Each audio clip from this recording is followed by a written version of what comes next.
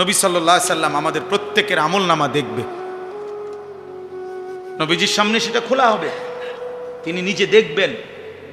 নবীজি দেখে বলবেন, উম্মত,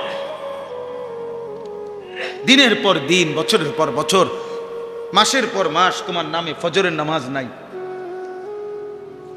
আজীবন তুমি সুদ খাইছো, ঘুষ খাইছো, মিথ্যা বলছো, নারী দেখছো, ছবি দেখছো, নাটক দেখছো, সিনেমা দেখছো, উলঙ্গ নাচ নর্তকীর ছবি দেখেছ, ঘরের কেউ বিবি বাচ্চা নামাজি না, সুদ ঘুষ মিথ্যা হারাম নাফরমানিতে ভরা উম্মত।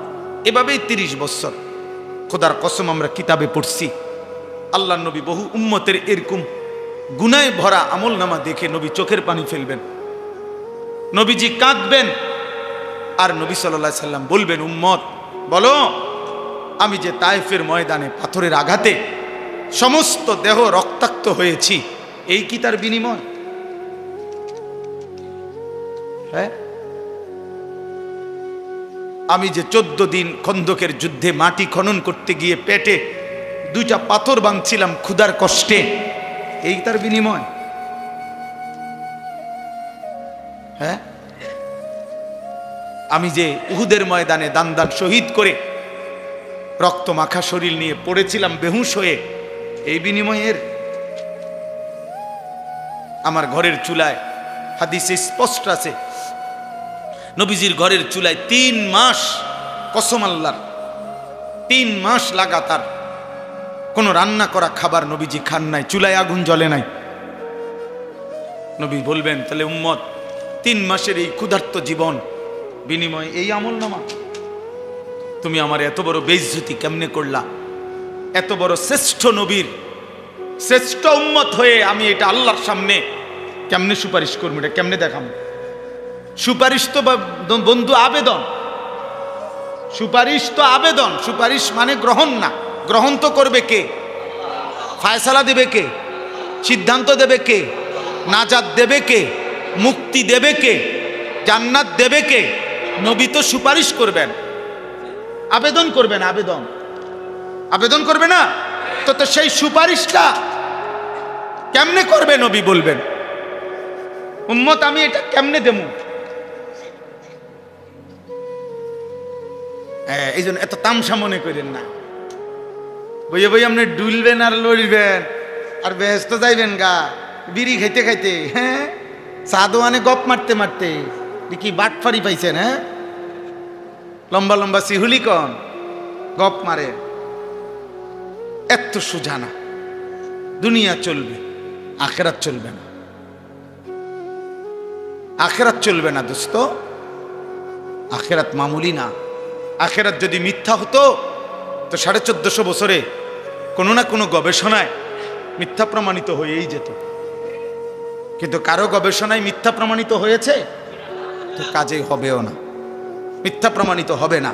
আখেরাত সত্য, আখেরাত সত্য, কোরআন সত্য, আমার নবী সাল্লাল্লাহু আলাইহি সাল্লামের 23 বছরের চোখের পানি সত্য। নবীজি বলছেন, বহু উম্মতকে আমি তাড়িয়ে দেব। হাসরের ময়দানে নবীজি ডাক বলবেন, সোহকান সোহক লিমান গায়্যারা বাদি, যা বেঈমান সর, দূর হ, দূর। কাজে আপনি আমার জন্য দোয়া করেন, আমি আপনার জন্য দোয়া করি। চলেন মিলেমিশে সবাই আল্লাহকে রাজি করি, রাসূলুল্লাহ সাল্লাল্লাহু আলাইহি সাল্লামের সুন্নাতের উপরে জীবন চলে।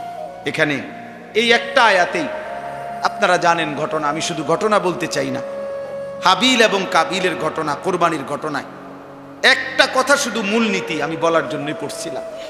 আল্লাহ বলছেন, ইন্নামা ইয়াতাকাব্বালুল্লাহু মিনাল মুত্তাকিন। এই কথাটাই বলে শেষ। আল্লাহ তাআলা বলছেন, নিশ্চয়ই আল্লাহ তাআলা ইবাদত কবুল করেন মুত্তাকিদের, তাকওয়ার সাথে যারা জীবন কাটায় তাদের ইবাদতই আল্লাহ কেবল কবুল করে থাকেন। এজন্য ওযু, গোসল, রোজা, নামাজ, হজ, কুরবানি, জিকির, তেলাওয়াত, দান, সাদাকা সমস্ত নেক আমল কবুল হবে খোদার কসম তাকওয়ার সাথে। কিসের সাথে বলেন না? কিসের সাথে? মুত্তাকি, মুত্তাকি হতে হবে, মিনাল মুত্তাকিন। তাকওয়ার সাথে মানে কি? তাকওয়ার সাথে মানে হলো গুনাহ থেকে মুক্ত থেকে। একেবারে সব তাফসিরে আছে। নামাজ হইতে হবে গুনাহমুক্ত, রোজা হইতে হবে গুনাহমুক্ত, জিকির হইতে হবে গুনাহমুক্ত, দুরূদ শরীফ হইতে হবে গুনাহমুক্ত, তেলাওয়াত হইতে হবে গুনাহমুক্ত, দান সদকা হইতে হবে গুনাহমুক্ত, কোরবানি হইতে হবে গুনাহমুক্ত। সুদের টাকা দিয়ে কোরবানি হবে না, ঘুষের টাকা দিয়ে কোরবানি হবে না, কিস্তির টাকায় কোরবানি হবে না, হ্যাঁ ওজনে কম দিয়া বাটপারি করে টাকায় কোরবানি হবে না। একেবারে দৈন্তান্ন একার না, কোনো মর্দিনান্ন না,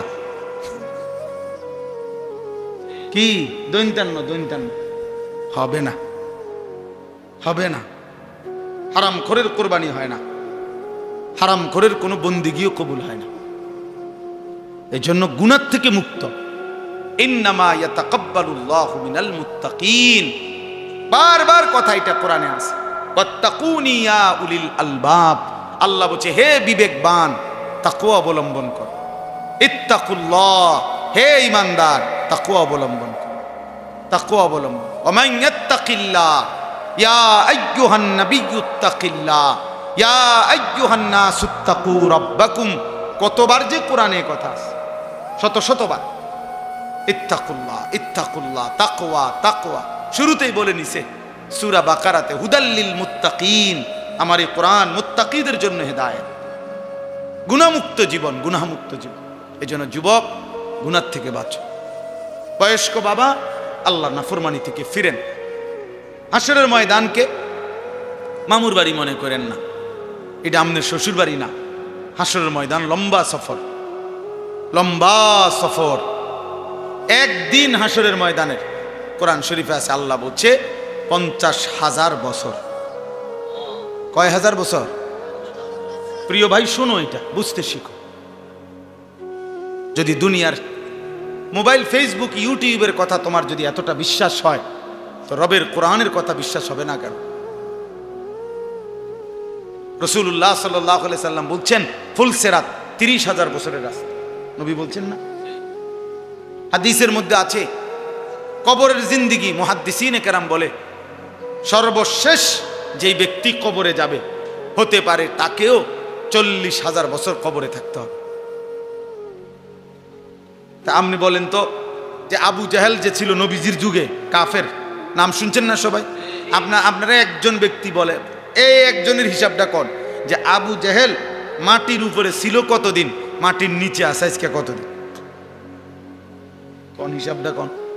আবু জাহেল নবীজির জামানায় ছিল, বদরের যুদ্ধের দিন মারা গেছে, নিহত হয়েছে, তাহলে মাটির উপরে ছিল, নাহলে 60-70 বছর। কথা বলেন না? তো মাটির নিচে আজকে কত বছর? 1450 বছর। ওমা, নবীজির থেকে এখন 1450 বছরের বেশি না? এই বছর হলো কত? 1446 হিজরি। তো 1446 হিজরি এখন, মানে নবীজি সাল্লাল্লাহু আলাইহি সাল্লাম মক্কা থেকে মদিনায় যে হিজরতি করে গেছেন, এরপর থেকে এখন পর্যন্ত হইছে 1446 বছর রানিং। তাইলে এর 6 মাসের মাথায় বদরের যুদ্ধ হইছে, তাহলে বদরের যুদ্ধের দিন আবু জাহেল মারা গেছে, তাইলে 1445 বছর, 45.5 বছর ধরে সে তো কবরে আছে। তো মাটির উপরে ছিল কত? 1000 বছর, 600 বছর, 60-70 বছর। তাহলে মাটির উপরে তো সে 100 বছরও ছিল না, কিন্তু মাটির নিচে তো পড়ে আছে আজকে 1450 বছর। আরো কতদিন পরে কিয়ামত হবে, তো ততদিন কি কবরে পড়ে থাকতে হবে না? তো নূহ আলাইহিস সালামের জামানায় যারা পানিতে ডুবছে, তারা আজকে কতদিন কবরে? ইব্রাহিম আলাইহিস সালামের জামানায় নমরুদ, ওই বেঈমান, আজকে কতদিন কবরে? ফেরাউন আজকে কতদিন কবরে? সাদ্দাত, কারুন আজকে কতদিন কবরে? এই জন্য প্রিয় ভাই, তুমিও মনে রেখো, বাবা আপনিও মনে রেখেন, আমিও মনে রাখি, যে মাটির উপরের চাইতে মাটির নিচেই থাকতে হবে বেশি।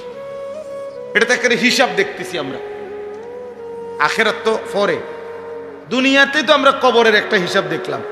আমাদের দাদার বাপ, কথার কথা প্রত্যেকের চিন্তা করেন, যে আমাদের দাদার যিনি বাপ ছিল, বা আমাগো দাদার যিনি দাদা ছিল, উনি মাটিতে ছিলেন কতদিন, মাটির নিচে আছেন কতদিন?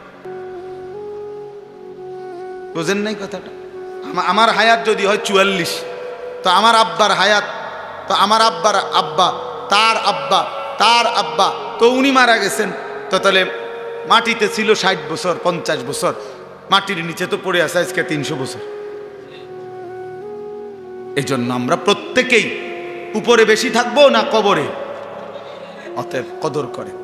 আল্লাহ আমাদেরকে তৌফিক দেন, গুনাহমুক্ত জীবন গঠন করেন।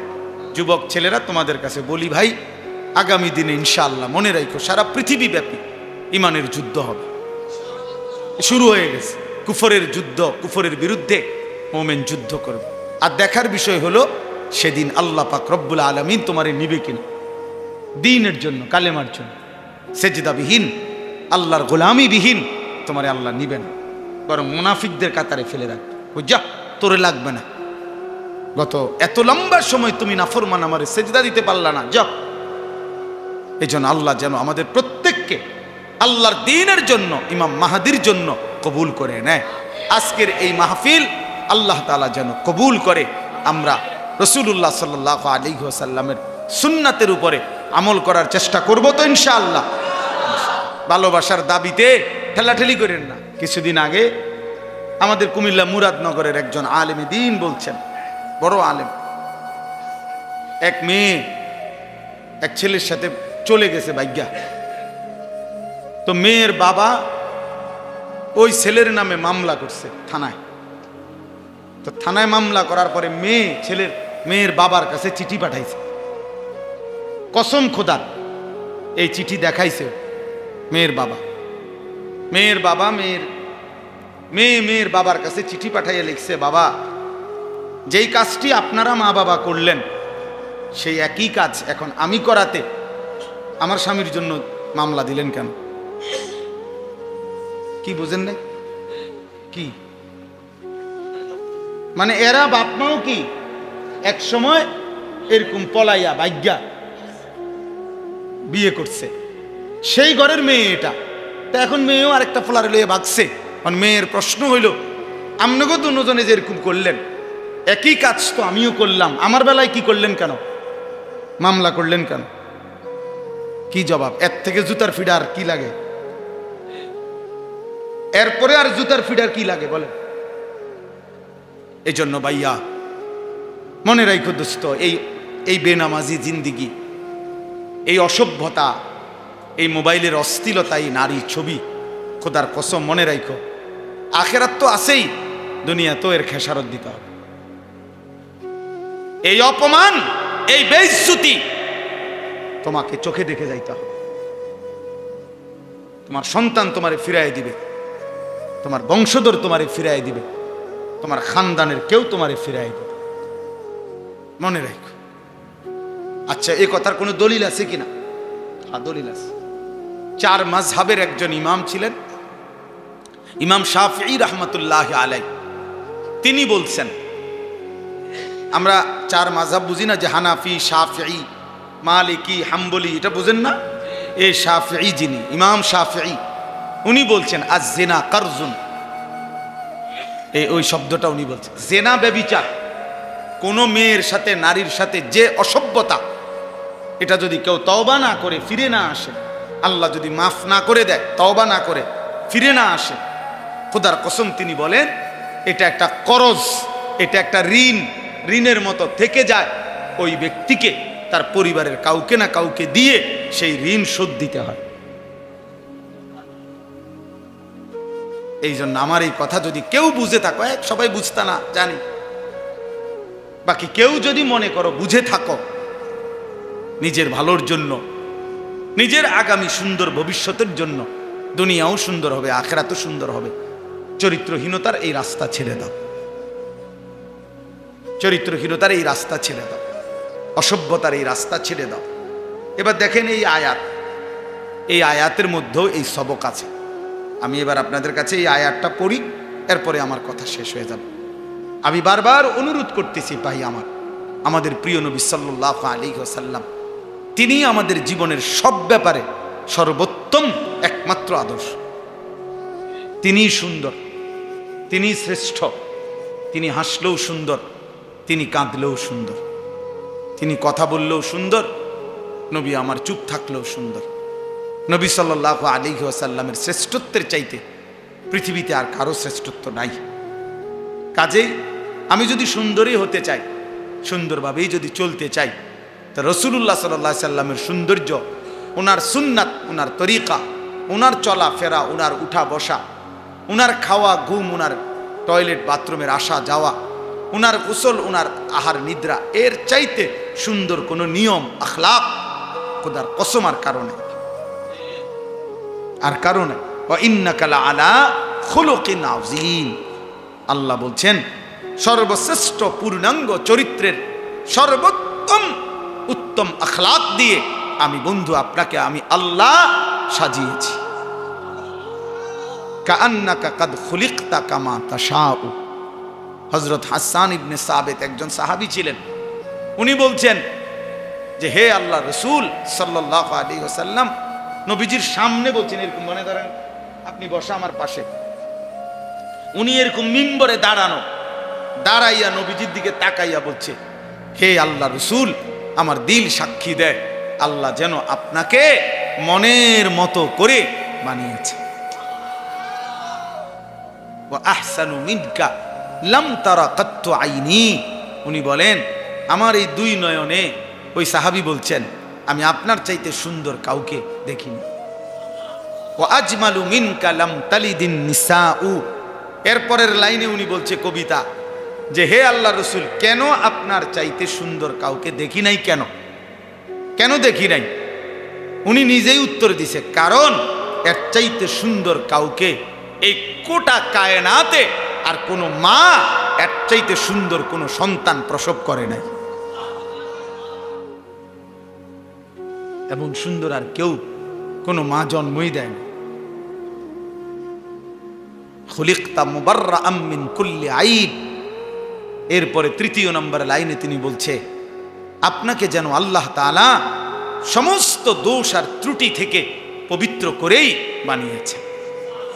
আমরা কিতাবে পড়ছি, উর্দু কিতাবে, যে আল্লাহ তাআলা গুনাহ, পাপ, ত্রুটি, মনে করেন অপরাধ, এগুলোকে আমাদের বেলায় বলছেন তোমরা পাপ করো না, গুনাহ করো না, নাফরমানি করো না, অবাধ্যতা করো না, বলছে কিনা? আর ওই গুনাহকে বলছে, পাপকে বলছে তুমি আমার বন্ধুর কাছে যাইও না। বুঝেন নাই কথা? আমগরে বলছে তোমরা পাপের কাছে যাইও না, আর পাপরে বলছে তুমি আমার দোস্তের কাছে যাইও না। সাবধান। কাআন্নাকা কাদ খুলিকতা কামা তাশাউ। এরপরের লাইন যেটা আগে বলে ফেলছি, অর্থাৎ তিনি চতুর্থ নম্বর লাইনে বলছেন, হে আল্লাহর নবী, মনে হয় আপনাকে আল্লাহ নিজের মনের মতো করে সাজিয়েছেন। তাইলে আজকে আপনারা বাবারা বুঝতে শিখেন, নবী সাল্লাল্লাহু আলাইহি ওয়াসাল্লামের সৌন্দর্য কেন ছেড়ে দিলেন? দাড়ি কাটলেন কেন? কেন দাড়ি কাটলেন? এই পৃথিবীতে গত 1450 বছরের ভিতরে পৃথিবীর ইতিহাসের কোনো বুদ্ধিজীবী, কোনো পণ্ডিত, কোনো গবেষক, কোনো দার্শনিক, কোনো বিবেকবান ব্যক্তি, একেবারে হিন্দু, বৌদ্ধ, ইহুদি, খ্রিস্টান, এমনকি নাস্তিক, মুরতাদ, মানে যে আল্লাহরে মানে না, সৃষ্টিকর্তাও মানে না, এমন কোন বেঈমানও এই পৃথিবীতে খোদার কসম আজকের এই দিন পর্যন্ত কোনো যুক্তি দিয়া প্রমাণ করতে পারে নাই, বলে নাই যে দাড়িবিহীন চেহারার মধ্যে সৌন্দর্যের কিছু আছে আলাদা। এটা কি সেটা? এটা কোনো বেঈমানই পর্যন্ত প্রমাণ করতে পারে না। আমি চ্যালেঞ্জ করলাম, আমার নাম আনিসুর রহমান, আমি চ্যালেঞ্জ করলাম, আমি জেনারেল লাইনে পড়ালেখা করছি, কারো কাছে কোনো যুক্তি থাকলে কই। কুমিল্লা ভিক্টোরিয়া কলেজ থেকে মাস্টার্স পাস করা, কথা বুঝছেন না? বললেন আপনার কাছে থাকলে বলি, আমি আবার আমো, দরকার হলে মেয়েলের মধ্যে বিচার হইব, মেয়েলের বিচার হইব, দরকার হইল চেয়ারম্যান মেম্বার লইয়া বিচার হইব, দরকার হলে জুতার ফিরা দিলেন, কিন্তু আপনি প্রমাণ করে দিয়ে দাড়িবিহীন চেহারায় এক ফোঁটা কোনো সৌন্দর্য আছে কিনা, আলাদা কোনো বিশেষত্ব আছে কিনা, এটা পৃথিবীর কেউ বলতে পারে না। তো এটা কেন রাখবো আমি? একটা যুক্তি তো থাকতে হবে যে এটার মধ্যে একটা কি আছে।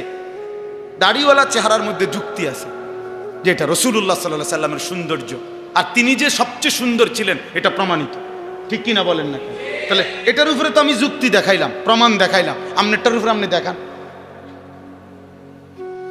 আমনেরটার উপরে আপনি দেখান। যদি বলেন মহিলাদের কাছে সুন্দর লাগে, তা আমরা বেডি কি গেছে গা, আমরা কি উদাসী রেখাই? আমরা বিয়ে করছি না, আমরা দাড়িওয়ালা বেড হইতে সব আমরা বইয়ে বইয়ে বন খাই হুদা নাকি? আমরা বউ নাই তো তাইলে তাইলে তো কি পয়েন্ট কি? এটা একটা বলে যে না একটা কাজ বেশি করতে পারে, একটা কোনো কাজ কিছুই না, শুধু নফসের অনুসরণ, মনের চাহিদার অনুসরণ বাবা, আর কিচ্ছু না, আর কিছুই না। এই জন্য প্রিয় যুবক বুঝতে শিখো, কমপক্ষে যুক্তিতে আসো, তুমি তর্কই করো, দরকার হইলে তর্ক করো, তর্ক করে প্রমাণ করে দাও যে মুসলমানের চুলের চাইতে ইয়াহুদি খ্রিস্টান নাস্তিক মুরতাদ অথবা এই সেলুনের নাম পরিচয়হীন ওই মানুষগুলোর চুল সুন্দর, এর কোনো তর্কতর্কি করতে যুক্তি থাকে সেটা দেখো। বুঝেন না, যে সেলুনের মধ্যে যে চারিদিকে লাগানো থাকে যে কোবাইনা কাটিং যে চুলগুলা, এগুলা তো মূলত সাফাতি কাটিং চুল, অর্থাৎ এর মূল বিষয়টা হইল তারে কোনোখানে আকামে বা কুকামে ধরা খাইছে, চাফাতি দিয়ে কোপাইছে এখানে এখানে ওইখানে, বুঝো না ভাই? তো এই যে কোপ দিছে, যার যেখান দিয়ে সিলাই লাগছে আর হেন্দি আর চুল উঠছে না, হ্যাঁ হ্যাঁ, এই জন্য এগুলা তারে, এটা তো যুগ যুগ ধরে, তুমি যেই কোন, আমি বাদ দাও, তোমরা একজন বয়স্ক লোককে জিজ্ঞাসা করো, একটা ছেলে বলো যে আগে এরকম এখানে চুল কাটা, এখানে চুল উঠানো, এখানে এই যে চুল, এগুলো আগে গ্রাম অঞ্চলে নিয়ম ছিল, যেই কোনোখানে কোনো আকাম কুকামে দরা খাইলে এরকম বিভিন্ন খান দিয়ে চুল কাইটটা ছেড়ে দিত, ছিল না? এটা মানুষ দেখলেই বুঝতো তাই না দরা খাইছে, তাই নাকি দরা খাইছে, নিশ্চিত এটাই ছিল।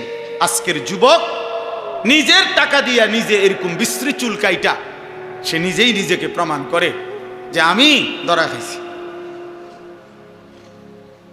আর কোনো কারণ নেই। নয়তো রাসূলুল্লাহ সাল্লাল্লাহু আলাইহি সাল্লামের চুল পছন্দ হবে না কেন? সাহাবায়ে কেরামের চুল পছন্দ হবে না কেন? আউলিয়ায়ে কেরামের চুল পছন্দ হবে না কেন? ওলামায়ে কেরামের চুল পছন্দ হবে না কেন? এটা যুক্তিটা কি? তাই না, কোনো যুক্তি নেই। আল্লাহ আমাদেরকে বুঝার তৌফিক দান করেন, আল্লাহ আমাদেরকে মাফ করে দেন, আল্লাহ আমাদেরকে কবুল করে নেন। আমরা যদি সুন্দর হই, আমাদের আখলাক যদি সুন্দর হয়, আমাদের জীবন যদি সুন্দর হয়, আমরা যদি আল্লাহর দিকে ফিরি, আমরা যদি রাসূলুল্লাহ সাল্লাল্লাহু আলাইহি সাল্লামের দিকে ফিরে আসি, খোদার কসম ইনশাআল্লাহ, প্রিয় ভাই বাবাদেরকেও বলি, বাবারা দোয়া করবেন আপনারা, আর যুবক ভাই তোমরা হিম্মত করো, ইনশাআল্লাহ সারা পৃথিবীতে মুসলমানের কালেমার বিজয় হবেই হবে ইনশাআল্লাহ।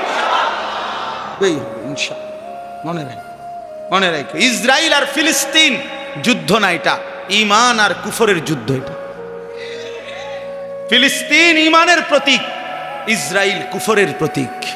এই যুদ্ধ দুই দেশের যুদ্ধ না, এটা কিসের প্রতীক? ঈমান আর কুফরের যুদ্ধ। ঠিক পাকিস্তান এবং ভারত, এটা দুই দেশের যুদ্ধ না, এটা ঈমান আর কুফরের যুদ্ধ। আর আলহামদুলিল্লাহ ঈমান আর কুফরের যুদ্ধে মুমিন জিতেছে, আলহামদুলিল্লাহ মুমিনের বিজয় হয়েছে, ঈমানদারের বিজয় হয়েছে। ফজরের নামাজ পড়ে চূড়ান্ত আক্রমণ করছে, ফজরের নামাজ পড়ে আক্রমণ শুরু হয়েছে, পাকিস্তানের মুজাহিদরা সৈন্যরা আক্রমণ করছে, আলহামদুলিল্লাহ সন্ধ্যা হইতে হইতেই দুশমন আত্মসমর্পণ করতে বাধ্য হয়েছে। এই জন্য আমি অনেক সময়, আমি এটা নতুন কালকে দেখছি জুবায়ের ভাই, যে আশ্চর্য, আজীবন আমরা কোরআন শরীফে আছে এটা, যে মুমিন মানে যুদ্ধের প্রধানতম টাইম ফজর। কোথায়? ওয়াল আদিয়াতি তাবহা ফাল মুরিয়াতি কদহা ফাল মুগীরাতি সুবহা। এই সুবহ মানে ভোর, ফজর। দুশমনের মোকাবেলায় আক্রমণ হবে ফজর। এই পাকিস্তানি মুজাহিদ ফজরের নামাজের সময় আক্রমণ করছে, আল্লাহু আকবার বলে, নারায়ে তাকবীর বলে মিসাইল ছুটছে, তছনছ হয়ে গেছে। আজকে এত বছর ধরে না, হ্যাঁ, আমরা তো গত ফ্যাসিস্টের আমলে বুঝতেই পারি নাই। আমরা মনে করছি ভারত জানি কত শক্তিশালী, এখন না বুঝি বে বে, এখন না বুঝি বে বে। এখন তো ইনশাআল্লাহ আমরাও লড়তে রাজি আছি, ইনশাআল্লাহ আমার বাংলাদেশও লড়তে রাজি আছে, ইনশাআল্লাহ এদেশের যুবকরাও লড়বে, ইনশাআল্লাহ ইনশাআল্লাহ। হ্যাঁ হ্যাঁ, একই রাতে বেঈমানেরও দাফন হয়েছে, একই রাতে ফ্যাসিস্টেরও দাফন হয়েছে, একসাথে। এজন্য ইনশাআল্লাহ মনে রেখো ভাইয়া, বিজয় মুমিনের, বিজয় হবে কালেমার, বিজয় হবে ইসলামের। এ খুব দ্রুত দেখো ফিলিস্তিন ইনশাআল্লাহ একদিন বিজয়ের পতাকা উড়বে। একদিন ঘুম থেকে জেগে শুনবেন গাজার মুসলমান জিতে গেছে, ফিলিস্তিন জিতে গেছে, ইসরায়েলের কুত্তারা হারবে, হারবে, বেঈমান হারবে, বেঈমান হারবে। এজন্য প্রিয় ভাই, আগামী দিনে ইসলামের জন্য যদি তোমাকে আল্লাহ নেয় তাহলে তোমার সফলতা। আর আল্লাহ যদি মুনাফিক হিসাবে ফেলে দেয়, বদরের যুদ্ধ হয়েছে, মুনাফিক অংশগ্রহণ করতে পারে নাই। উহুদের যুদ্ধ মুসলমান যুদ্ধ করছে, মুনাফিক কি করতে পারে নাই? অংশগ্রহণ করতে পারে নাই। তাবুকের যুদ্ধ হয়েছে, মুসলমান বিজয় লাভ করছে, কিন্তু মুনাফিকরা কি করতে পারে নাই? অংশগ্রহণ করতে। এই জন্য কাপুরুষ পারবা না, সেজদাবিহীন, নামাজবিহীন, বন্দিগিবিহীন রাসূলুল্লাহ সাল্লাল্লাহু আলাইহি সাল্লামের কাফেলায় অন্তর্ভুক্ত হবে না। আমার ভাই, নিজেকে ধোঁকা দিয়েন না, নিজেরে ধোঁকা দিয়েন না। রাসূলুল্লাহ সাল্লাল্লাহু আলাইহি সাল্লামের ভালোবাসার দাবি করেন, আপনি আমার দলভুক্ত হওয়ার দরকার নেই। আমি আপনার কাছে কোনো দরবারের কার্ড নিয়ে আসছি না, আপনারে আমি মুরিদ বানাইতে আসি নাই, আমি কোনো কাগজ নিয়ে আসি নাই, কিচ্ছু না। আপনি আপনার জায়গায় থাকেন, যে যার সাথে আছেন থাকেন, কোনো অসুবিধা নাই, কিন্তু আখিরাত সুন্দর করেন। কি বলেন? আখিরাত সুন্দর করা দরকার কিনা? হ্যাঁ, নবী সাল্লাল্লাহু আলাইহি ওয়াসাল্লামের উপরে জীবন তোলেন, নবীজির সুন্নাতের উপরে জীবনকে সুন্দর করেন, নাই তো কষ্ট হবে। ভালোবাসার দাবিতে যদি অনুসরণ না থাকে, সেই ভালোবাসা মিথ্যা প্রমাণিত হয়। এটা একেবারে বিশ্বাস করেন, এটা ঠেলাঠেলির কথা না। এটা অমুক হুজুর তমুক হুজুরে, আমি এগুলার পক্ষে না, আমি এগুলা করিও না। আমি আজকে 22 বছর আলহামদুলিল্লাহ আল্লাহর দয়া এই ওয়াজের ময়দান আল্লাহ করা 22 বছর চলে। এই 22 বছরের ওয়াজের জীবনে সারা বাংলাদেশে কারোর কোনোদিন বহস মুনাজারা উড়ে এলামু 5 লাখ টাকা চ্যালেঞ্জ অথবা আয় বেটা কেডা কই আবি ইতার এইসব সদবদর করি না। আমার কারোর সাথে কোনো দ্বন্দ্ব না, মানে কারোর সাথে এরকম হামকি দমকি করা আমার পছন্দ না। আমার বলার উদ্দেশ্য হলো, প্রিয় ভাই, আমি এবং আপনি প্রত্যেকেই নিজের জীবন, মাথার চুল থেকে পায়ের নখ, ঘর পরিবার, বাজার, ব্যবসা, আয় রোজগার, চাল চলন, উঠা বসা রাসূলুল্লাহ সাল্লাল্লাহু আলাইহি সাল্লামের সুন্নাতের উপরে উঠাইতে হবে, নাইলে আটকাই যাবেন ভাইয়া। এ দুনিয়া চলবে, দুনিয়া সবাই ভাত খায়, দুনিয়া চলা কোনো আশ্চর্য কিছু না, ঠিক কিনা বলেন না কেন? দুনিয়া ভাত মাছ চাল ডাল, দুনিয়ার মাতবরি অহংকারী, এটি তো কাফের বেঈমানও করতেছে, অমুসলিমও করতেছে। যে সেজদা দেয় সেও খায়, যে সেজদা দেয় না সেও খায়, খায় কি না বলেন? সেও খায়। তাহলে দুনিয়া চলতেছে কিনা এটা দেখার বিষয় না, দেখার বিষয় হলো আখিরাত চলবে কিনা, পরকাল চলবে কিনা, সেটা দেখার বিষয়, সেটা দেখার বিষয়। আল্লাহ আমাদেরকে তৌফিক দান করে, আল্লাহ আমাদেরকে কবুল করে নেন। আমাদের দরকার আমরা আল্লাহর দিকে ফিরতে হবে। তুবু ইলাল্লাহি জামিআন আইয়ুহাল মুমিনুন, আল্লাহ বলছে হে মুমিন, তওবা করে গুনাহ ছেড়ে আল্লাহর দিকে ফিরে আসো। কার দিকে? ওয়া আনিবু ইলা রাব্বিকুম, আল্লাহ বলছে তোমরা তোমাদের রব আল্লাহর দিকে ঝুঁকে পড়ো। কতভাবে যে আল্লাহ এটা বলছে, ফাফিরু ইলাল্লাহ, তোমরা আল্লাহর দিকে দৌড়ায় আসো। কার দিকে? এজন্য আল্লাহর দিকে আসো। ফাত্তাবিউনি ইউহিব্বুকুমুল্লাহ, আল্লাহ বলছে বন্ধু আপনি বলে দেন যে হে আমার উম্মত, তোমরা আমার অনুসরণ করো, তাহলে আল্লাহর ভালোবাসা পেয়ে যাবে। ওয়া ইয়াগফির লাকুম যুনুবাকুম, এবং আল্লাহর সমস্ত মাগফিরাত ক্ষমা মিলে যাবে। তাহলে রাসূলুল্লাহ সাল্লাল্লাহু আলাইহি সাল্লামের সুন্নাতের মধ্যে, অনুসরণের মধ্যে আল্লাহর ক্ষমা, আল্লাহর ভালোবাসা। আপনি মিসওয়াক করবেন না, তো বিনিময়ে রাসূলুল্লাহ সাল্লাল্লাহু আলাইহি সাল্লামের অনুসরণ কিভাবে হলো? বলেন না কেন? নবীজি সাল্লাল্লাহু আলাইহি সাল্লাম মিসওয়াক করতেন কিনা? বলেন না, বলেন। এটা এটা হুজুরদের সুন্নত না নবীজির সুন্নত? তো আপনি এটা বাদ দিলেন কেন? এই পৃথিবী থেকে আল্লাহর নবী সাল্লাল্লাহু আলাইহি সাল্লাম যেদিন বিদায় নিছে, আল্লাহর কসম শুনেন, যেই কোনো আলেম রেজি গায়েন, নবীজি সাল্লাল্লাহু আলাইহি সাল্লাম যেদিন ইন্তেকাল করছে, এই শেষ দিন নবীজির শেষ আমল কি ছিল?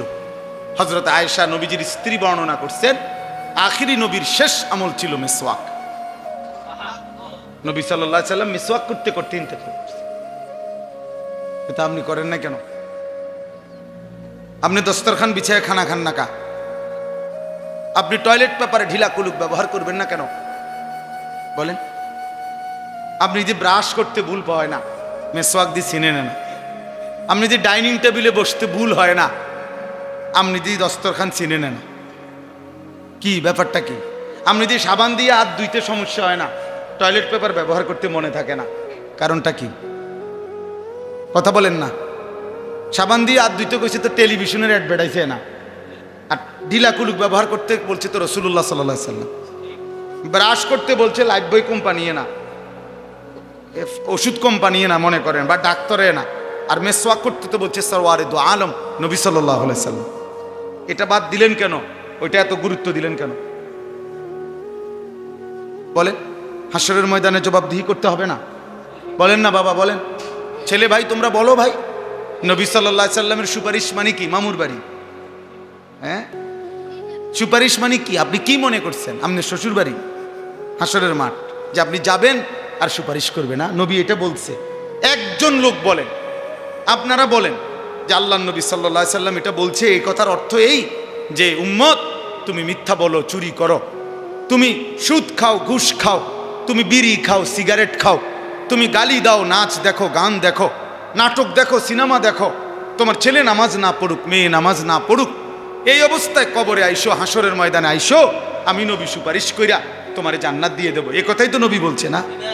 কি ইনসাফে বলে তো এটা? তো তাইলে নবী সাল্লাল্লাহু আলাইহি ওয়াসাল্লামের সুপারিশের কোনো নিয়ম কানুন নাই?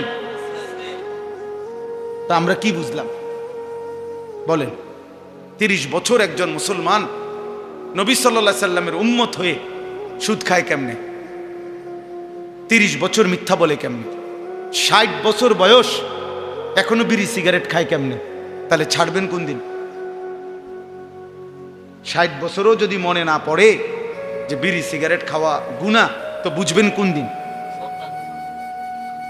বলেন না, কোন দিন বুঝবেন? 60 বছর বয়সেও কথা বললে গালি দেন, তো কোন দিন মনে পড়বে আখিরাত?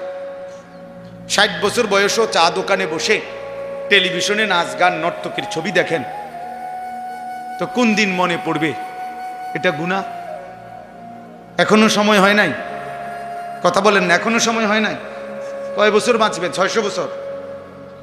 তো তাইলে বলেন না চাচা, কি অর্থ থাকতে পারে আমাদের? 365 দিন খোদার একটা বছরে আপনার ছেলেটা 16 বছর 18 বছর একদিনও ফজরের নামাজ পড়ে না। এটা মানুষের বাচ্চা? এটা মুসলমানের বাচ্চা? মুসলমানের বাচ্চা এত নিকৃষ্ট হবে? 365 দিন কি মামুলি কথা? 365 দিন একদিনও নামাজ পড়বে না, ফজরের নামাজ? কি ভাই, বিবেক কি বলে? ইনসাফ কি বলে? আখিরাত মামুলি মনে করছেন, জান্নাত মনে করছেন 2টা রুম আর একটা বারিন্দা, মনে মসজিদে টিয়া 20,000 দিলে হ্যাঁ জান্নাত। 4টা ফ্যান দিছে বেহেশত, বুঝেন না? 2 কাতার টাইলস দিছে বেহেশত। বেহেশত আর কি, এত বেশি কিতা? 2টা রুম আর একটা বারান্দা, এটারই তো কয় বেহেশত নাকি? তাইলে এত বড় বিস্তীর্ণ বেহেশত আখিরাত আপনি মামুলি 10,000 টাকা দিয়ে নিয়ে নিবেন, 20,000 টাকা দিয়ে নিয়ে নিবেন?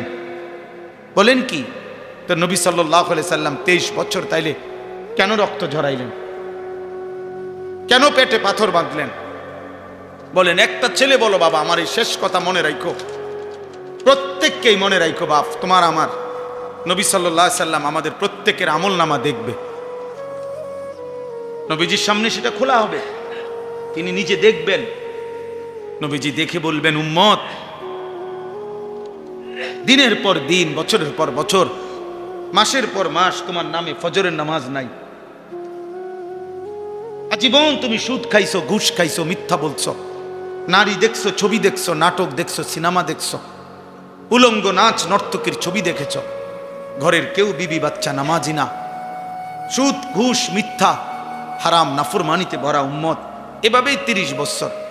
খোদার কসম, আমরা কিতাবে পড়ছি আল্লাহ নবী বহু উম্মতের এরকম গুনায় ভরা আমল নামা দেখে নবী চোখের পানি ফেলবেন, নবীজি কাঁদবেন, আর নবী সাল্লাল্লাহু আলাইহি সাল্লাম বলবেন, উম্মত বলো, আমি যে তায়েফের ময়দানে পাথরের আঘাতে সমস্ত দেহ রক্তাক্ত হয়েছি, এই কি তার বিনিময়? হ্যাঁ, আমি যে 14 দিন খন্দকের যুদ্ধে মাটি খনন করতে গিয়ে পেটে 2টা পাথর ভাঙছিলাম ক্ষুধার কষ্টে, এই তার বিনিময়? হ্যাঁ, আমি যে উহুদের ময়দানে দান দান শহীদ করে রক্ত মাখা শরীর নিয়ে পড়েছিলাম বেহুশ হয়ে, এই বিনিময়ের? আমার ঘরের চুলায় হাদিসে স্পষ্ট আছে, নবীজির ঘরের চুলায় 3 মাস, কসম আল্লাহর, 3 মাস লাগাতার কোনো রান্না করা খাবার নবীজি খান নাই, চুলায় আগুন জ্বলে নাই। নবী বলবেন, তাহলে উম্মত, 3 মাসের এই ক্ষুধার্ত জীবন বিনিময়ে এই আমল নামা? তুমি আমার এত বড় বেইজ্জতি কেমনে করলা? এত বড় শ্রেষ্ঠ নবীর শ্রেষ্ঠ উম্মত হয়ে আমি এটা আল্লাহর সামনে কেমনে সুপারিশ করবো? এটা কেমনে দেখাবো? সুপারিশ তো বন্ধু আবেদন, সুপারিশ তো আবেদন, সুপারিশ মানে গ্রহণ না। গ্রহণ তো করবে কে? ফায়সালা দেবে কে? সিদ্ধান্ত দেবে কে? নাজাত দেবে কে? মুক্তি দেবে কে? জান্নাত দেবে কে? নবী তো সুপারিশ করবেন, আবেদন করবেন। আবেদন আবেদন করবে না তো? তো সেই সুপারিশটা কেমনে করবে? নবী বলবেন, উম্মত আমি এটা কেমনে দেবো? এই জন্য এত তামসা মনে করেন না। বইয়ে বই আপনি ডুলবেন আর লড়বেন আর ব্যস্ত যাইবেন গা বিড়ি খাইতে খাইতে, হ্যাঁ, চা দোয়ানে গপ মারতে মারতে দেখি বাটফারি পাইছেন। হ্যাঁ, লম্বা লম্বা সিহুলি কন গপ মারে, এত সোজা না। দুনিয়া চলবে, আখেরাত চলবে না। আখেরাত চলবে না দোস্ত, আখেরাত মামুলি না। আখেরাত যদি মিথ্যা হতো তো 1450 বছরে কোনো না কোনো গবেষণায় মিথ্যা প্রমাণিত হয়েই যেত। কিন্তু কারো গবেষণায় মিথ্যা প্রমাণিত হয়েছে তো কাজে হবেও না, মিথ্যা প্রমাণিত হবে না। আখেরাত সত্য, আখেরাত সত্য, কোরআন সত্য, আমার নবী সাল্লাল্লাহু আলাইহি সাল্লামের 23 বছরের চোখের পানি সত্য। নবীজি বলছেন, বহু উম্মতকে আমি তাড়িয়ে দেব। হাসরের ময়দানে নবীজি ডাক বলবেন, সোহকান সোহক লিমান গায়্যারা বাদি, যা বেঈমান সর, দূর হ, দূর হ। কাজে আপনি আমার জন্য দোয়া করেন, আমি আপনার জন্য দোয়া করি। চলেন মিলেমিশে সবাই আল্লাহকে রাজি করি, রাসূলুল্লাহ সাল্লাল্লাহু আলাইহি সাল্লামের সুন্নাতের উপরে জীবন চলে। এখানে এই একটা আয়াতেই আপনারা জানেন ঘটনা, আমি শুধু ঘটনা বলতে চাই না। হাবিল এবং কাবিলের ঘটনা, কোরবানির ঘটনায় একটা কথা শুধু মূলনীতি আমি বলার জন্যই পড়ছিলাম। আল্লাহ বলছেন, ইন্নামা ইয়াতাকাব্বালুল্লাহু মিনাল মুত্তাকিন, এই কথাটাই বলে শেষ। আল্লাহ তাআলা বলছেন, নিশ্চয়ই আল্লাহ তাআলা ইবাদত কবুল করেন মুত্তাকিদের, তাকওয়ার সাথে যারা জীবন কাটায় তাদের ইবাদতই আল্লাহ কেবল কবুল করে থাকেন। এজন্য ওযু, গোসল, রোজা, নামাজ, হজ, কুরবানি, জিকির, তেলাওয়াত, দান, সাদাকা, সমস্ত নেক আমল কবুল হবে খোদার কসম তাকওয়ার সাথে। কিসের সাথে বলেন না? কিসের সাথে? মুত্তাকি, মুত্তাকি হতে হবে, মিনাল মুত্তাকিন। তাকওয়ার সাথে মানে কি? তাকওয়ার সাথে মানে হলো গুনাহ থেকে মুক্ত থেকে। একেবারে সব তাফসিরে আছে। নামাজ হইতে হবে গুনাহমুক্ত, রোজা হইতে হবে গুনাহমুক্ত, জিকির হইতে হবে গুনাহমুক্ত, দুরূদ শরীফ হইতে হবে গুনাহমুক্ত, তেলাওয়াত হইতে হবে গুনাহমুক্ত, দান সদকা হইতে হবে গুনাহমুক্ত, কোরবানি হইতে হবে গুনাহমুক্ত। সুদের টাকা দিয়ে কোরবানি হবে না, ঘুষের টাকা দিয়ে কোরবানি হবে না, কিস্তির টাকায় কোরবানি হবে না, হ্যাঁ ওজনে কম দিয়া বাটপারি করে টাকায় কোরবানি হবে না। একেবারে দৈন্তান্ন একার না, কোনো মর্দিনান্ন না, কি দৈন্তান্ন দৈন্তান্ন হবে না, হবে না। হারাম খোরের কোরবানি হয় না, হারাম খোরের কোনো বন্দিগিও কবুল হয় না। এই জন্য গুনাহ থেকে মুক্ত। ইন্নামা ইয়াতাকাব্বালুল্লাহু মিনাল মুত্তাকিন, বারবার কথা এটা কোরআনে আছে। ওয়াত্তাকুনি ইয়া উলিল আলবাব, আল্লাহ বলছে হে বিবেকবান তাকওয়া অবলম্বন করো। ইত্তাকুল্লাহ, হে ঈমানদার তাকওয়া অবলম্বন করো, তাকওয়া অবলম্বন। ওয়া মান ইয়াত্তাকিল্লাহ ইয়া আইয়ুহান নাবিয়্যুত্তাকিল্লাহ ইয়া আইয়ুহান নাসুত্তাকু রাব্বাকুম। কতবার যে কোরআনে কথা আছে, শত শতবার। ইত্তাকুল্লাহ ইত্তাকুল্লাহ, তাকওয়া তাকওয়া, শুরুতেই বলে নিছে সূরা বাকারাতে হুদাল্লিল মুত্তাকিন, আমার এই কোরআন মুত্তাকিদের জন্য হেদায়েত, গুনাহমুক্ত জীবন, গুনাহমুক্ত জীবন। এই জন্য যুবক গুনাহ থেকে বাঁচো, বয়স্ক বাবা আল্লাহর নাফরমানি থেকে ফিরেন। হাসরের ময়দানকে মামুর বাড়ি মনে করেন না, এটা আমাদের শ্বশুর বাড়ি না। হাসরের ময়দান লম্বা সফর, লম্বা সফর। একদিন হাসরের ময়দানের কোরআন শরীফে আছে আল্লাহ বলছে 50,000 বছর। কয় হাজার বছর? প্রিয় ভাই শোনো, এটা বুঝতে শিখো। যদি দুনিয়ার মোবাইল, ফেসবুক, ইউটিউবের কথা তোমার যদি এতটা বিশ্বাস হয়, তো রবের কোরআনের কথা বিশ্বাস হবে না কেন? রাসূলুল্লাহ সাল্লাল্লাহু আলাইহি সাল্লাম বলছেন ফুলসিরাত 30,000 বছরের রাস্তা, নবী বলছেন না? হাদিসের মধ্যে আছে কবরের জিন্দিগি, মুহাদ্দিসিনে কেরাম বলে সর্বশেষ যেই ব্যক্তি কবরে যাবে হতে পারে তাকেও 40,000 বছর কবরে থাকতে হবে। তা আপনি বলেন তো, যে আবু জাহেল যে ছিল নবীজির যুগে কাফের, নাম শুনছেন না সবাই? আপনারা একজন ব্যক্তি বলে, এই একজনের হিসাবটা কোন, যে আবু জাহেল মাটির উপরে ছিল কতদিন, মাটির নিচে আছে আজকে কতদিন? কোন হিসাবটা কোন? আবু জাহেল নবীজির জামানায় ছিল, বদরের যুদ্ধের দিন মারা গেছে, নিহত হয়েছে, তাহলে মাটির উপরে ছিল, নাহলে 60-70 বছর। কথা বলেন না? তো মাটির নিচে আজকে কত বছর? 1450 বছর। ওমা, নবীজির থেকে এখন 1450 বছরের বেশি না? এই বছর হলো কত? 1446 হিজরি। তো 1446 হিজরি এখন, মানে নবীজি সাল্লাল্লাহু আলাইহি সাল্লাম মক্কা থেকে মদিনায় যে হিজরতি করে গেছেন, এরপর থেকে এখন পর্যন্ত হইছে 1446 বছর রানিং। তাইলে এর 6 মাসের মাথায় বদরের যুদ্ধ হইছে, তাহলে বদরের যুদ্ধের দিন আবু জাহেল মারা গেছে, তাইলে 1445 বছর, 45.5 বছর ধরে সে তো কবরে আছে। তো মাটির উপরে ছিল কত? 1000 বছর, 600 বছর, 60-70 বছর। তাহলে মাটির উপরে তো সে 100 বছরও ছিল না, কিন্তু মাটির নিচে তো পড়ে আছে আজকে 1450 বছর। আরো কতদিন পরে কিয়ামত হবে, তো ততদিন কি কবরে পড়ে থাকতে হবে না? তো নূহ আলাইহিস সালামের জামানায় যারা পানিতে ডুবছে, তারা আজকে কতদিন কবরে? ইব্রাহিম আলাইহিস সালামের জামানায় নমরুদ, ওই বেঈমান, আজকে কতদিন কবরে? ফেরাউন আজকে কতদিন কবরে? সাদ্দাত, কারুন আজকে কতদিন কবরে? এই জন্য প্রিয় ভাই, তুমিও মনে রেখো, বাবা আপনিও মনে রেখেন, আমিও মনে রাখি, যে মাটির উপরের চাইতে মাটির নিচেই থাকতে হবে বেশি। এটা তো একটা হিসাব দেখতেছি আমরা, আখেরাত তো পরে, দুনিয়াতে তো আমরা কবরের একটা হিসাব দেখলাম। আমাদের দাদার বাপ, কথার কথা প্রত্যেকের চিন্তা করেন, যে আমাদের দাদার যিনি বাপ ছিল, বা আমাগো দাদার যিনি দাদা ছিল, উনি মাটিতে ছিলেন কতদিন, মাটির নিচে আছেন কতদিন? বুঝেন নাই কথাটা? আমার হায়াত যদি হয় 44, তো আমার আব্বার হায়াত, তো আমার আব্বার আব্বা, তার আব্বা, তার আব্বা, তো উনি মারা গেছেন, তো তাহলে মাটিতে ছিল 60 বছর, 50 বছর, মাটির নিচে তো পড়ে আছে আজকে 300 বছর।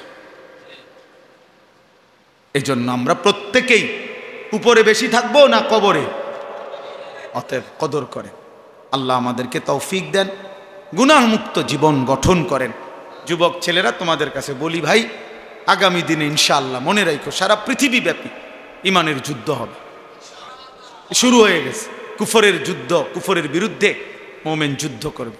আর দেখার বিষয় হলো সেদিন আল্লাহ পাক রব্বুল আলামিন তোমারে নিবে কিনা, দ্বীনের জন্য, কালেমার জন্য, সেজদাবিহীন, আল্লাহর গোলামিবিহীন তোমারে আল্লাহ নিবে না, বরং মুনাফিকদের কাতারে ফেলে রাখবে। বুঝা, তোরে লাগবে না, গত এত লম্বা সময় তুমি নাফরমান, আমারে সেজদা দিতে পারলা না, যা। এই জন্য আল্লাহ যেন আমাদের প্রত্যেককে আল্লাহর দ্বীনের জন্য, ইমাম মাহাদির জন্য কবুল করে নেয়। আজকের এই মাহফিল আল্লাহ তাআলা যেন কবুল করে। আমরা রাসূলুল্লাহ সাল্লাল্লাহু আলাইহি ওয়াসাল্লামের সুন্নাতের উপরে আমল করার চেষ্টা করব তো ইনশাআল্লাহ। ভালোবাসার দাবিতে ঠেলাঠেলি করেন না, অনুসরণ করেন। বুঝেন নাই কথা? ভালোবাসার দাবিতে কি করেন না, ধাক্কাধাক্কি করেন না। ভালোবাসার দাবিতে একজন আরেকজনের লগে ঠেলাঠেলি করেন না, অনুসরণ করেন, অনুসরণ, আমল করেন, আমল করেন। ইশকে রাসূলের দাবিতে, মহব্বতে রাসূলের দাবিতে আমল করেন, আমল হিসাব করেন। আল্লাহ আমাদেরকে তৌফিক দান করেন। সূরা ফাতিহা পড়েন। আউযু বিল্লাহি মিনাশ শাইতানির রাজীম। বিসমিল্লাহির রহমানির রহিম। আলহামদুলিল্লাহি রাব্বিল আলামিন। আর রহমানির রহিম। মালিকি ইয়াউমিদ্দিন। ইয়্যাকা না'বুদু ওয়া ইয়্যাকা নাস্তাঈন। ইহদিনাস সিরাতাল মুস্তাকিম। সিরাতাল লাযীনা আন'আমতা আলাইহিম গায়রিল মাগদুবি আলাইহিম ওয়ালাদ-দাল্লিন। আমিন। বিসমিল্লাহির রহমানির রহিম। قل هو الله أحد الله الصمد لم يلد ولم يولد ولم يكن له كفوا أحد. بسم الله الرحمن الرحيم. قل هو الله أحد الله الصمد لم يلد ولم يولد ولم يكن له كفوا أحد. بسم الله الرحمن الرحيم. قل هو الله أحد الله الصمد لم يلد ولم يولد ولم يكن له كفوا أحد. اللهم صل على محمد وعلى آل محمد كما صليت على إبراهيم وعلى آل إبراهيم إنك حميد مجيد. اللهم بارك على محمد وعلى آل محمد كما باركت على إبراهيم وعلى آل إبراهيم إنك حميد مجيد. প্রিয় ভাই, দোয়ার আগে আমি আরো একবার বলি, যুবক ভাই, তোমাদের কাছে শেষবারের মতো, তোমরা এই চুল রাখো না, আমার অনুরোধ ভাই। এটা কারে কসম, এটা সরাসরি ইসরায়েলের ইয়াহুদিদের প্রোডাক্ট, সত্য কথা ভাইয়া। মানে এই ইয়াহুদিরাই তোমার এই ডিজাইনগুলো সাপ্লাই দিছে সারা বিশ্বব্যাপী। এই জন্য দয়া করে তোমরা যাদের এই সামনে পিছনে এগুলো চুল, যেরকম বড় বড় ঝাঁকড়া চুল বা বিভিন্ন কাটিং চুল, এই চুল রাখো না বাবা, দয়া করে তোমরা আমার এই কথা কদর করো। ইনশাল্লাহ দেখবা তোমার জিন্দেগি সুন্দর হবে, জীবন পবিত্র হবে। আগামী দিনে ইনশাআল্লাহ তুমি মাহাদির পক্ষে লড়তে পারবে ইনশাআল্লাহ। আল্লাহ আমাদেরকে তৌফিক দান করেন। আলহামদুলিল্লাহি রাব্বিল আলামিন। আল্লাহুম্মা আনতাস সালাম ওয়া মিনকাস সালাম। তাবারাকতা ইয়া দাল জালালি ওয়াল ইকরাম। ইয়া রাব্বি লাকাল হামদু কামা ইয়ানবাগি লিজালালি ওয়াজহিক ওয়া আযীমি সুলতানিক। ওয়া সাল্লি আলা মুহাম্মাদিন কামা হুয়া আহলুক وافعل بنا خيرا كما أنت شانك يا أرحم الراحمين يا أرحم الراحمين يا أرحم الراحمين. ربنا ظلمنا أنفسنا وإن لم تغفر لنا وترحمنا لنكونن من الخاسرين. ربنا آتنا في الدنيا حسنة وفي الآخرة حسنة وقنا عذاب النار. رب ارحمهما كما ربياني صغيرا.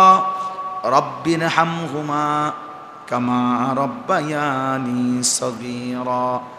ربنا هب لنا من أزواجنا وذرياتنا قرة أعين واجعلنا للمتقين إماما. ربنا وآتنا ما وعدتنا على رسلك ولا تخزنا يوم القيامة إنك لا تخلف الميعاد ربنا اصرف عنا عذاب جهنم إن عذابها كان غراما إنها ساءت مستقرا ومقاما اللهم إنا نسألك الهدى والتقى والعفاف والغنى اللهم ارحمنا بترك المعاصي ولا تشقنا بمعصيتك اللهم اكفنا بحلالك عن حرامك وأغننا بفضلك عمن سواك واعف عنا واغفر لنا وارحمنا أنت مولانا فانصرنا على القوم الكافرين مولاي كريم আপনি মাফ করে দেন রব্বে করিম আপনি মাফ করে দেন মেহেরবান মওলা আপনি মাফ করে দেন আয় করিম আপনি মাফ করে দেন আয় রহমান আপনি মাফ করে দেন আয় রহিম আপনি মাফ করে দেন মেহেরবান মওলা আপনি মাফ করে দেন আয় গফফার আপনি মাফ করে দেন আয় গফুর আপনি মাফ করে দেন আযাব দিলে আপনার কোনো লাভ নাই মাফ করে দিলে আপনার কোনো ক্ষতি নাই মাফ করে দিলে আপনার ভান্ডারে কমবে না মাফ না পেলে আমাদের উপায় থাকবে না মাওলা আপনি মাফ করে দেন মাফ করে দেন আপনার ঘরেই বসেছি মাওলা আপনার কথাই শুনেছি মাওলা আপনার বন্ধুর কথাই শুনেছি মাওলা আপনার ঘরে বসিয়ে মাওলা আপনার কথা রাসূলের কথা শুনে রাত গভীরে আপনার দুয়ারে হাত তুললাম কত মানুষ চারিদিকে ঘুমিয়ে গেছে আমরা অল্প কয়েকজন নাফরমান ঘুমাই নাই ঘুম যেতেই ভয় হয় মাওলা চোখ বন্ধ করতেই ভয় হয় ঘুম যদি আর না ভাঙে চোখ যদি আর না মেলে এত গুনাহ নিয়ে কবরে যাব কেমনে মাওলা আসরের ময়দানে দাঁড়াবো কেমনে মাওলা বন্ধুর সুপারিশ চাইবো কেমনে মাওলা হাউজে কাউসারের পানি তো মিলবে না মাওলা আজই মাফ করে দেন এখনই মাফ করে দেন দেন মাওলা মাফ করে দেন ছেলেগুলোকে মাফ করে দেন কিশোরদেরকে মাফ করে দেন যুবকদেরকে মাফ করে দেন বয়স্ক বাবাদেরকে মাফ করে দেন আমার চাচাদেরকে মাফ করে দেন মা বোনদেরকে মাফ করে দেন মা বাপকে মাফ করে দেন আয় আল্লাহ আব্বা মাকে মাফ করে দেন দাদা দাদি নানা নানিকে মাফ করে দেন চাচা মামা ফুফা খালুকে মাফ করে দেন চাচি মামি ফুফি খালাকে মাফ করে দেন বিবিকে মাফ করে দেন ছেলে মেয়েদেরকে মাফ করে দেন ভাই বোনদেরকে মাফ করে দেন বন্ধু স্বজনদেরকে মাফ করে দেন দোস্ত আহবাবদেরকে মাফ করে দেন সমস্ত কবরবাসীদেরকে মাফ করে দেন সমস্ত কবরবাসীদেরকে মাফ করে দেন কিয়ামত পর্যন্ত কবরের আযাব মাফ করে দেন আল্লাহ আমরা প্রত্যেকেই স্বজন হারা মাওলা কেউ বাপ হারিয়েছি কেউ মা হারিয়েছি কেউ মা বাপ দুইজনকেই হারিয়েছি মাওলা আল্লাহ আপনি মা বাপকে মাফ করে দেন মা বাবার কবরের আযাব মাফ করে দেন আল্লাহ আপনি দয়া করেন আপনি রহম করেন এই গ্রামের আশেপাশের সমস্ত কবরবাসীদেরকে মাফ করে দেন এই মসজিদে প্রথম দিন থেকে আজ পর্যন্ত জায়গা দিয়ে জমি দিয়ে টাকা দিয়ে পয়সা দিয়ে বুদ্ধি দিয়ে পরামর্শ দিয়ে যারা যখন যত খেদমত করেছে আজকে যারা কবরে তাদেরকেও মাফ করে দেন যারা বেঁচে আছে তাদেরকেও মাফ করে দেন ইমাম সাহেব খতিব সাহেব মুয়াজ্জিন কমিটি মুসল্লি সর্বস্তরের জনগণ সকলকেই মাফ করে দেন উত্তম বিনিময় দান করেন মসজিদ খানা কবুল করে নেন আল্লাহ আপনি রহম করেন করম করেন ইজ্জত দান করেন আফিয়ত দান করেন তাকওয়া দান করেন সেজদাওয়ালা কপাল বানিয়ে দেন কাঁদনেওয়ালা চোখ বানিয়ে দেন জিকিরওয়ালা জবান বানিয়ে দেন মহব্বতওয়ালা দিল বানিয়ে দেন সুন্নতওয়ালা জীবন বানিয়ে দেন আল্লাহ নবী সাল্লাল্লাহু আলাইহি সাল্লামের অনুসরণ করবার তৌফিক দান করেন, সুন্নাতের ভালোবাসা দান করেন। যুবক ছেলেগুলোর চুল সুন্দর করে দেন, চেহারা সুন্দর করে দেন, আখলাক সুন্দর করে দেন। আগামীর মাহদির সৈনিক হিসাবে কবুল করে নেন, আগামী যুদ্ধের সৈনিক হিসাবে কবুল করে নেন। দুশ্মনের মোকাবেলায় দাঁড়াবার তৌফিক দেন, দাজ্জালের মোকাবেলায় দাঁড়াবার তৌফিক দেন। আল্লাহ রাত গভীরে মাওলা ফরিয়াদ, আল্লাহ আমার দেশকে নিরাপদ করে দেন, প্রতি ইঞ্চি জমিনকে নিরাপদ করে দেন, সারা পৃথিবীর মজলুম মুসলমানকে বিজয় দান করেন। আল্লাহ আপনি গাজা ফিলিস্তিনের মুসলমানকে বিজয় দান করেন। আয় আল্লাহ আপনি বিজয় দান করেন, আল্লাহ আপনি বিজয় দান করেন। আল্লাহ পাকিস্তানের মতো এমন একটা বিজয় ফিলিস্তিনিদের জন্য দেখতে চাই মাওলা।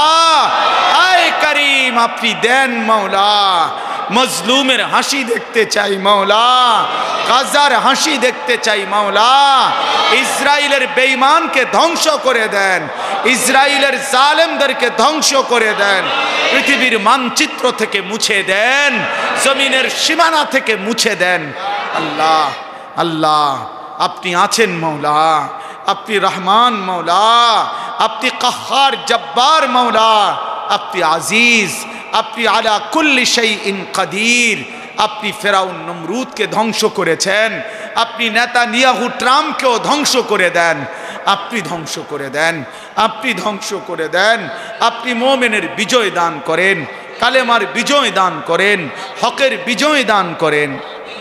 ইয়া রব্বা মুহাম্মদ উনসুর উম্মতা মুহাম্মদ, ইয়া রব্বা মুহাম্মদ উনসুর উম্মতা মুহাম্মদ। اللهم اهلك إسرائيل، اللهم اهلك إسرائيل، اللهم دمر إسرائيل، اللهم خرب إسرائيل، اللهم زلزل إسرائيل، اللهم افتح مسجد الأقصى، اللهم انصر مسجد الأقصى، اللهم ارحم مسجد الأقصى. رب ارحمهما كما ربياني صغيرا.